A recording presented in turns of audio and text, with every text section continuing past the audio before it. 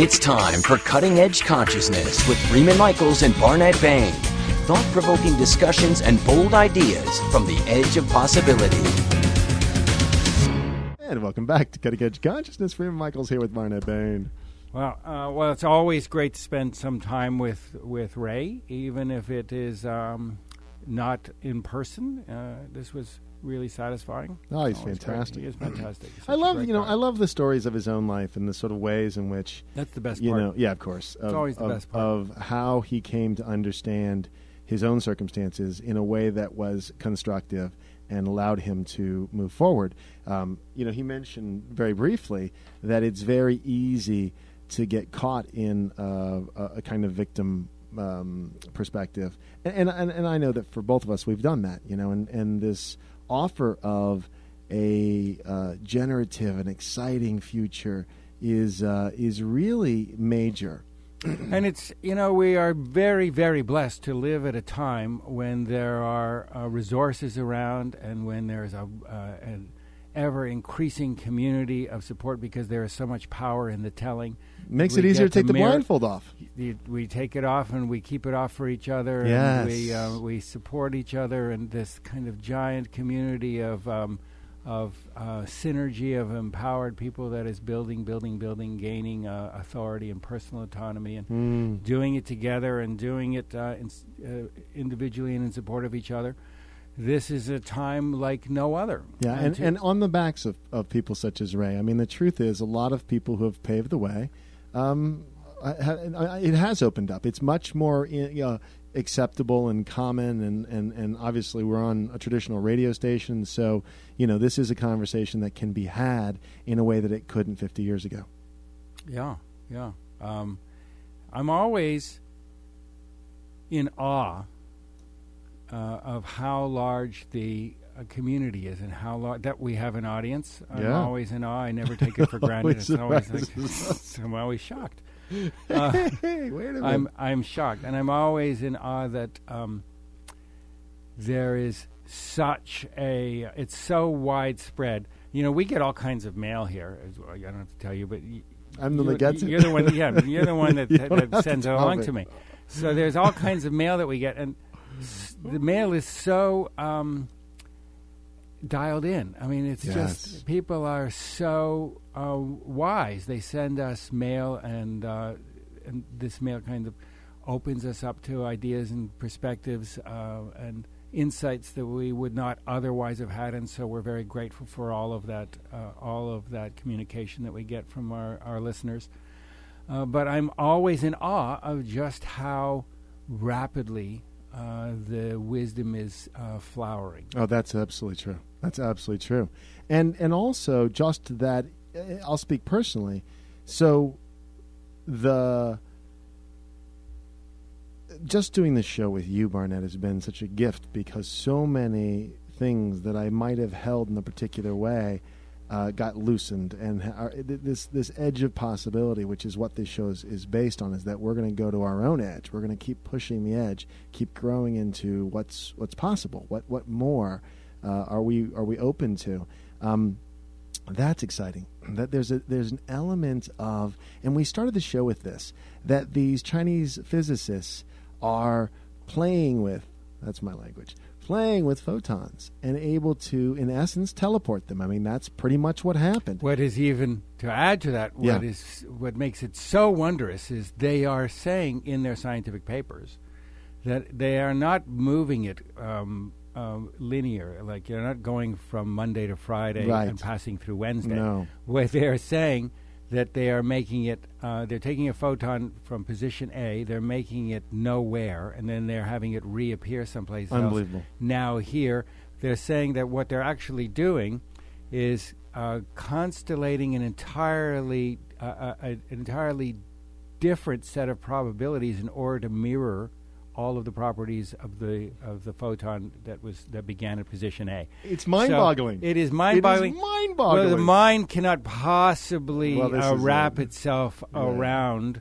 It is outside of logic and reason. And I love that the scientists are able to draw. They're able to to draw linear connections. There's a gorgeous illustration that I have here in front of me of some blackboard doodlings from their lab. And it's just the most magnificent mandala of ruminations and digital ruminations. But then in the end they say, so all of this gets us to a place where we can set it off, but we don't actually know how it happens. Yeah. In the end, there's the bottom line at the center of it all is mystery, and that these scientists are able to embrace that it is also mysterious. Is so gorgeous. Well, this is inspiring. A big paradigm shift. I don't know who the guest was, and I'm not going to try to remember, but we had a scientist, I think it was a neuroscientist, on who was talking about how, along his career in academia and such, the whole idea was to, keep proving things, and you would throw out the anomaly in order for these studies to represent, to make it work. To make it work. If you didn't get the result you wanted, you threw it out. Well, you threw out the anomalies because they were considered. It was Dr. David Hamilton, I think. Whoever it was. But they were saying that the opposite is true now. We run towards the anomalies, and that's a very exciting place to be as a scientist. But it is a break from the old paradigm, because when he started his career, that was not true. Now it is the standard of how do we come up with, not even solutions, but questions. See, coming up with questions is far more exciting than coming up with solutions. That's a totally new game, right? Coming up with questions is more exciting than coming up with solutions. Well, we come up with questions, and then we move with humility into the uncertainty. Yeah. The humility in the sense that even though things have always been one way, in the very, very next instant it could all be different. Well, this is it. We move into the uncertainty from that place. It shifts our resonance. It shifts our energy. It shifts our frequency. That's it. It moves, as we were discussing, you and I, before the show, we were talking, folks, a little bit about archetypal energies, and it moves us from one set of probabilities that are lodged within the umbrage of an archetypal range of frequencies into an entirely different archetypal range of frequencies. Yeah, and the exciting part about the new science, old science thing is that there are more than one answer that can be true simultaneously. Again, if you're not so comfortable with uncertainty, if you want to crunch everything down to the known, this will not be fun for you. But to those of us that have become more and more, and I'll speak personally that it isn't always easy, this idea of embracing the dimensionality of things. We've talked a lot about dynamic complexity. For me as a young boy, when things got complex, I, as a defense mechanism, got confused. It's like I opted out of sitting in the middle of the chaos. I would try to choose an answer versus stay in the question a bit longer and allow answers to sort of bubble up, and know that we hold them gently, that what I believe today may be different from what I believe tomorrow, and live in that level of uncertainty, which today is exciting, but for most of my life has not been thrilling. It's very challenging. It is very challenging. Stay in uncertainty. We have,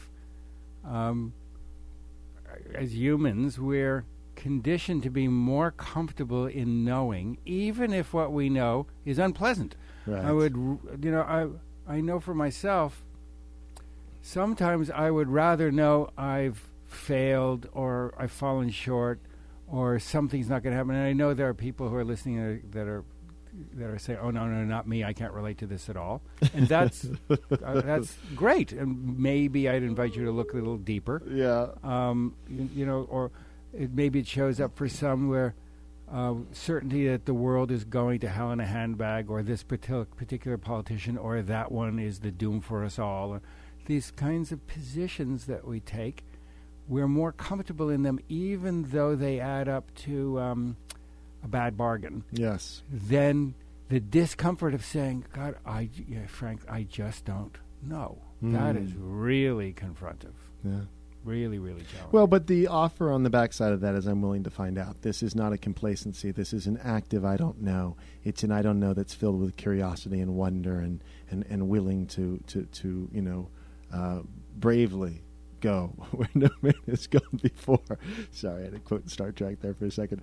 But, I mean, that's it. Is that where that came from? I thought you made that up. No. Of course. Boldly go where no man... The beginning. I like it boldly better if you go made it where up. no man I'm has gone teasing you. before. I know that. But what's beautiful about this is we started the whole show talking about this teleporting of photons, which, connotes at some point that you're going to be able to teleport other things, like you and I. Like, I want to go to Tahiti. Well, all right, push the button. Let's go.